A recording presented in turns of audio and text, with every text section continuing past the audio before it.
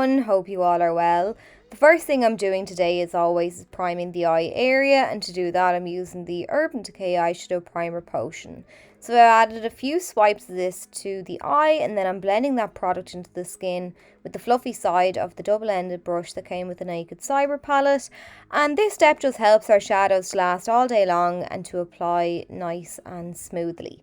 So my palette of choice today is the Colourpop of Quartz eyeshadow palette, which if you're a fan of cool tone colours, then this is the palette for you. The first shade I'm taking is called CO, which is a beautiful light grey taupe shade that has a matte finish to it. And to apply this into my crease, I'm using a fluffy crease brush from Crown Brush, and I'm just using back and forward sweeping motions to lay this down in the crease area of the eye. And this shadow has a decent colour payoff, it's got a nice velvety texture to it, and as you can see it's blending really well and I don't really have any issues with fallout. As always, when I've got less product on my brush, I'm raising it up a little higher up towards the brow bone, and I'm really diffusing those edges. I'm going in with a second layer of that shadow now, and I'm building up the intensity just so that I have a nice opaque finish. And then as always, I'm winging the shadow out on that outer edge just to give my eyes a nice elongated feel. It's just a style of shadow I suppose I gravitate towards the most. But now I'm switching to a small bullet shaped brush. This is from Vanity Planet. Got it in the vegan brush set years and years ago. So I've just picked up a little more of that shade and I'm sweeping this down along the lower lash line now so that the colour frames the eyes nicely. So I'm working down that row of shadows now, and I'm taking the shade Opaque next just to deepen up the look, and this is a deep dark matte grey, and as you can see now I'm just pressing it down on the outer portion of the eye. It's an almost blue grey, it's really beautiful, and I've just used a Sedona Lace EB09 Universal Blender brush to apply this shade. So I start by tapping it down on the outer corner of the eye, and then I gradually work towards bringing it up into and across the crease. And I'm just adding a second layer of this shadow now, and I'm building up the intensity. So for the most part, warm tone shadows are easier to apply and blend than cooler tones, and then dark shadows in general can just be a little bit hard to work with. But I didn't find that with this shade. It was very easy to apply and blend, and I got the coverage that I wanted very easily. So next then I'm taking a small bullet shaped brush, again with some of that opaque shade, and I'm sweeping this shadow down along the lower lash line and bringing it right into that inner corner. Usually with the lower lash line I apply one layer, but with this one I added two because I applied a small amount the first time just to limit the chance of fallout. I got a little but not too much, and it is to be expected anyway when you're using a dense brush. The next shadow I'm taking is called Ore, and this is a gorgeous silvery metallic shade, and I'm using a flat C-shaped brush from Sigma just to pat and press this shadow onto the lid.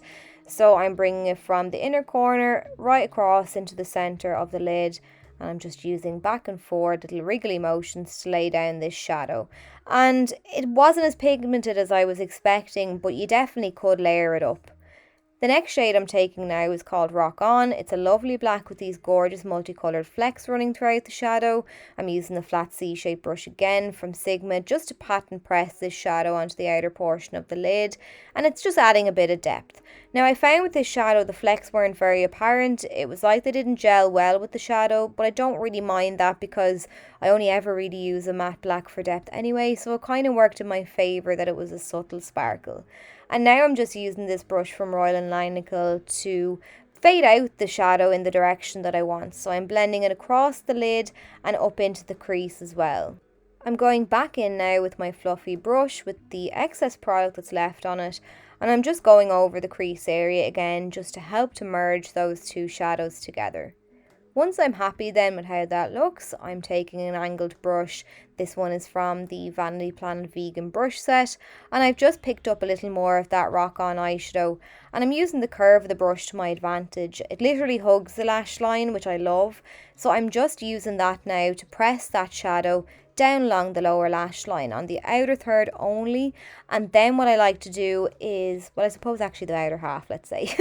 Then what I like to do is press it along the upper lash line just to give a bit of depth to that area. It'll help then to help I suppose conceal the band of lashes that I'm about to apply.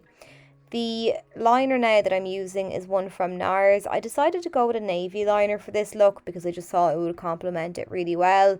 This is one of the longwear liners and it's in the shade Park Avenue.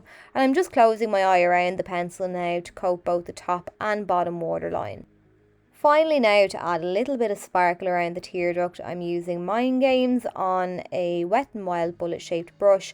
I've wet this shadow and I'm just sweeping it around the tear duct, and it just adds a lovely bit of sparkle. And I'm also then tapping it over the top of that silvery shade, again just to make that pop a little bit further. For lashes then, I'm taking these ones called Dame.